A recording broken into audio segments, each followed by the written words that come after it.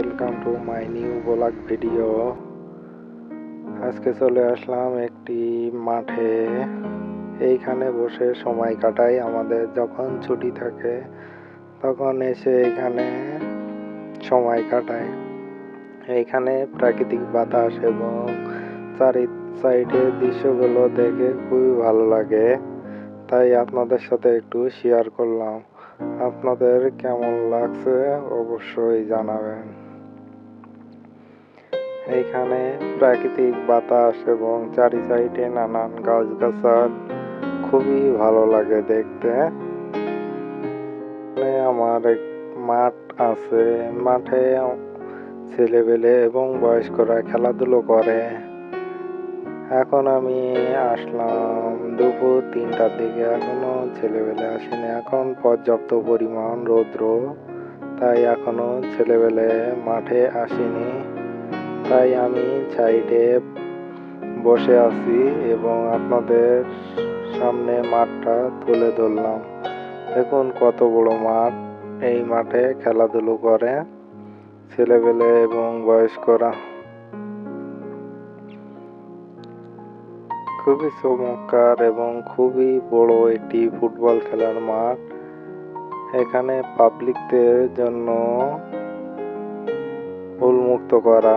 এখানে যে যেমনি আসে সেই বলই খেলাধুলো করে এবং এরা খেলাধুলো করতে আসলে বল নিয়ে আসে বস্তা ভরে।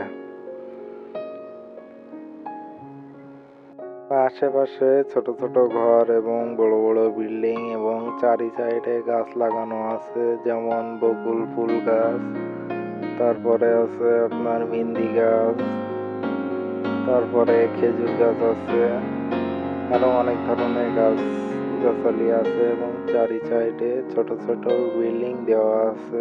এখানে মানুষ বসবাস করে সাইডে এবং সামনে দিয়ে বাইপাস। এই জায়গা এখান থেকে গাড়ি ঘোড়া চলে।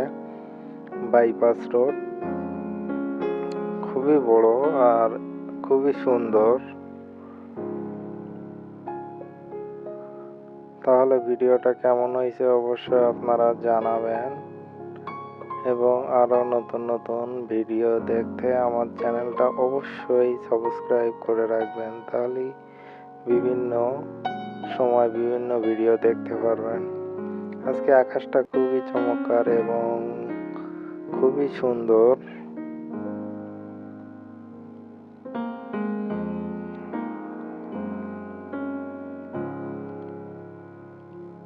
সবসময় আসি না, মাঝে সাঝে আসি।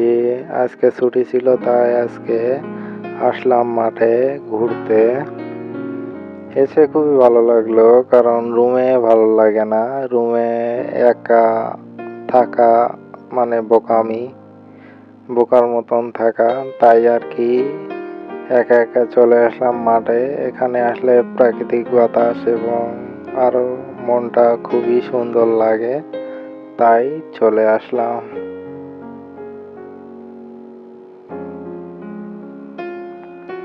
খুবই সুন্দর একটা পরিবেশ, চারি সাইডে গাছপালা এবং সবুজে ঘেরা পরিবেশ।